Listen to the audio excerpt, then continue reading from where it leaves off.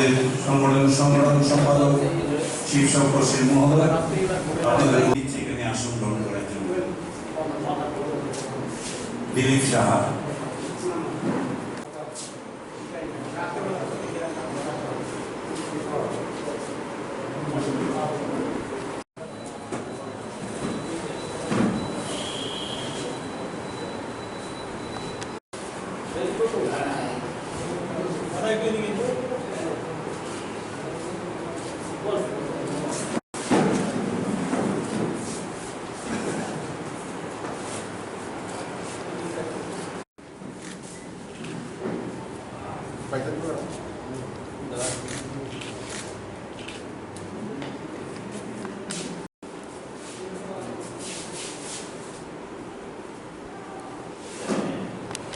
নমস্কার সাংবাদিক বন্ধুদের, আমরা ত্রিপুরা সিনিয়র সিটিজেন এবং পেনশনার সঙ্গের তরফ থেকে আগাম দীপাবলির আগাম শুভেচ্ছা জানাচ্ছি।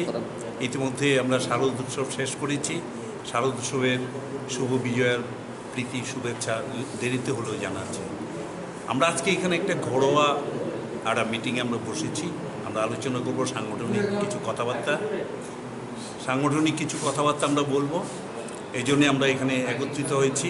তো আমাদের এই সাংগঠনিক কিছু সমস্যা এবং দাবি দায় নিয়ে আমরা আলোচনা করার এই জায়গায় আমাদের উপস্থিত থাকার কথা খাদি বোর্ডের চেয়ারম্যান শ্রী রাজীব ভট্টাচার্য মহোদয়, সমাজসেবী তথা বিজেপির প্রদেশের ভাইস প্রেসিডেন্ট রাজীব ভট্টাচার্য থাকবেন, কর্মচারী নেতা তপন দাস, দেবাশিস রায় প্রমুখ, এবং আমাদের অ্যাডভাইজারি কমিটির অ্যাডভাইজার সন্তোষ সাহা, চেয়ারম্যান TTDC, উনিও থাকার কথা।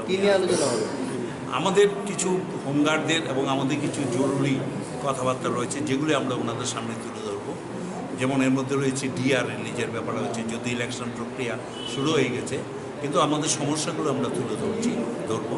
এছাড়া হোমগার্ডদের পেনশন জানেন আপনারা, মাত্র 750 টাকা প্রতি মাসে ওরা পেনশন পাচ্ছে, যেটা ভূভারতও নয়, কোনো ওয়ার্ল্ডের কোনো নজির আছে কিনা জানি না। পেনশন না পেলে একটা কথা, কিন্তু পেনশন 750 টাকা প্রতি মাসে, এটা ভাবলে অবাক লাগে। 750 টাকা মানে প্রতিদিন যদি আমরা ভাগ করি 30 দিনে, তাহলে ডেইলি 25 টাকা মাত্র হচ্ছে। দ্যাট ইজ একটা ফ্যামিলির, যে কোনো একটা নিম্ন মধ্যবিত্ত ফ্যামিলির চা খাওয়ার খরচই হয় না 25 টাকা দিয়ে। এই অবস্থা ওরা প্রচণ্ড অসুবিধার মধ্যে দিনাতিপাত করছেন। তো ওদের সমস্যাটা আমরা বিভিন্নভাবে মাননীয় মুখ্যমন্ত্রীর কাছে তুলে ধরেছিলাম। আমাদের যে সেকেন্ড অ্যানুয়াল জেনারেল মিটিং গেছে, সেখানে আমরা স্মারকলিপি দিয়েছিলাম। পরবর্তী সময় আমরা রিমাইন্ডারও দিয়েছি। আমরা আবারও ব্যাপারটা আপনাদের মাধ্যমে আমরা তুলে ধরছি, এবং আমরা এই ব্যাপারে আপনার ইলেকশন, আমরা এই ব্যাপারে একটা পদক্ষেপ নেব। এইটা নিয়ে আমাদের মূলত সাংগঠনিক কিছু আলোচনা হবে। সরকার আসার পর কী সুযোগ সুবিধা পেয়েছেন আপনারা? এই সরকার আসার পর কী সুযোগ সুবিধা পেয়েছেন? এই সরকার আসার পর আমরা ফ্যাক্টর পেয়েছি 0.32 ফ্যাক্টর আমরা পেয়েছি সেন্ট্রাল পে কমিশনে, যেটা ওটা ভালো পদক্ষেপ। যদিও আদার্স কর্মচারী, আমাদের অন্য কোনো অ্যালাউন্স আমাদের নেই, আদার্স কর্মচারীদের কিছু অ্যালাউন্স এখনও পাইনি। এটি হয়তো আমরা ভবিষ্যতে আমরা সেগুলি আমরা পাবো, অন্যরা পাবে। কিন্তু আর এছাড়া হাউস রেন্ট হতে শুরু করে কিছু সমস্যা রয়েছে, সেগুলি সরকার বলছেন দেখবেন। তবে সবচেয়ে ভালো যেটা দিক, সেটা হচ্ছে চাঁদার যে জুলুম, যে একটা চাঁদা তোলার বা তোলার যে একটা রেয়াজ সারা ত্রিপুরাতে বিরাজ করছিল, সেই কালচার থেকে আমরা মুক্তি পেয়েছি। কারণ অনেক কর্মচারী, এই যে ইলেকশন প্রক্রিয়া শুরু হয়ে গেছে, ইলেকশন প্রক্রিয়া অনেক আগে আমরা দেখেছি তথাকথিত বন্ধুরা ইলেকশনের ফান্ডে পর্যন্ত টাকা কর্মচারীদের থেকে তুলত। কিন্তু খুব সুখের ব্যাপার, আমরা সেই দিক থেকে আমরা প্রচণ্ডভাবে ফ্রি রয়েছি, এবং কোনো মিছিলের কোনো জুলুম নেই, চাঁদার কোনো জুলুম নেই। এই জায়গাটাতে আমরা খুব হেলদি পজিশন আমরা রয়েছি সরকার কাছে। আমি Ranjit De, president Tripura senior citizen pension সংঘ।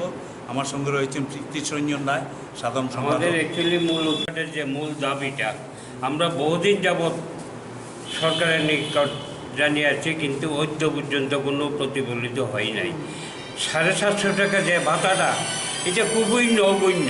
আমাদের যে বয়স্ক ভাতা, এটাও 1000 টাকা দেওয়া হচ্ছে, কিন্তু বর্তমানে এই সরকারের নিকট এত কিছু জানানোর পরও আমরা অ্যাকচুয়ালি আশা করেছিলাম পৌর নির্বাচনের প্রাক মুহূর্তে আমাদের দাবিটা কিছুটা হইল মেনে যাবে বা 1000-5 টাকা অন্তত ভাতাটা দিতে পারবে। কিন্তু আমরা সিনিয়র সিটিজেনের পেনশনের সঙ্গে যারা আছি আমরা কিন্তু সরকারের নিকট আমরা খালি জাস্ট একটা 2.5 এই ফ্যাক্টর আমরা পেয়েছি। আমাদের দাবি ছিল মেডিকেল ভাতা, হাউস রেন্ট এইগুলি এবং ডিআর দেওয়ার জন্য।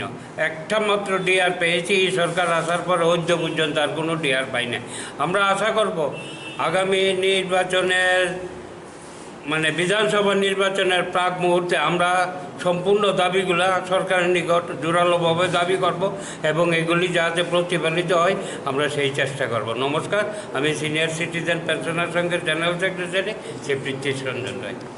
কি পেয়েছিলেন আপনারা? বিগত সরকার আমলে কিছু পেয়েছিলেন না আপনারা? না, বিগত সরকারের আমলে আমাদের পেনশনার সংঘ নতুনভাবে এই সরকার এসে আসার বলেই আমরা নতুনভাবে এই সংঘটা 17-তে আমরা তৈরি করেছি। এটা ঠিক সেই রকম ছিল না, মানে সমস্ত ডিস্ট্রিক্ট এবং ত্রিপুরাতে এটা প্রচার ছিল না। আমরা এই সরকার আসার পরে যেভাবে প্রতিটা ডিস্ট্রিক্ট মহকুমা এবং সাব ডিভিশনগুলিতে আমাদের যে মেম্বারশিপ এবং সংখ্যা বাড়িয়েছি, আমরা আশা করি আগামী দিনে এই সরকার আমাদের এটা বিবেচনার দিন দেখবেন এবং আশা করি তা প্রতিফলিত করবে। নমস্কার।